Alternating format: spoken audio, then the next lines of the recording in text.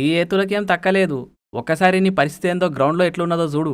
2014 గెలిపించుకురు కదా కొండా విశ్వేశ్వరరెడ్డిని. కొండ విశ్వేశ్వరరెడ్డి గెలవలేడు, ఏడ గెలిచిండు? ఎంపీగా గెలిచిండు కానీ 2014 గెలిచిండు. రంజిత్ రెడ్డి గెలిచిండు.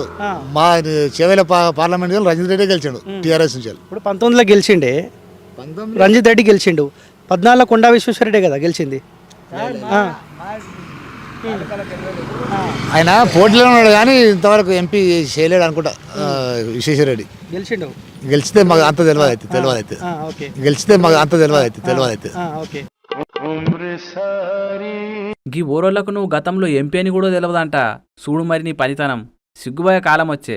ఓట్లప్పుడు కాకుండా ఎప్పుడన్నా ప్రజల్లో తిరిగి వాళ్ళ బాగోగులు చూసినావా? వాళ్ళని పట్టించుకున్నావా? పోనీ పలానా పార్టీలో ఉంటాడు అని చెప్పుదాం అనుకుంటే ప్రతిసారి కొత్త జెండనే కదా.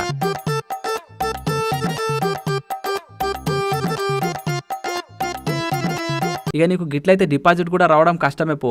గదంతా చూస్తే నిజంగానే గతంలో నువ్వు చెప్పిన మాటలు నిజమే అనిపిస్తుంది కొండన్న. నువ్వెవరో వాళ్ళకి తెలియదు, వాళ్ళెవరో నీకు తెలియదు. నన్ను ఎవడు గుర్తుపట్టాడు? నేను ఇవని కాదు, మా చేవెళ్ళ ఊర్లో తప్ప పక్క ఊరికి పోతే నన్ను ఎవడు గుర్తుపట్టాడు. ఇంకోటి ఏంటంటే నేనెవరిని గుర్తుపట్టాను, మా చుట్టాలనే గుర్తుపట్టాను.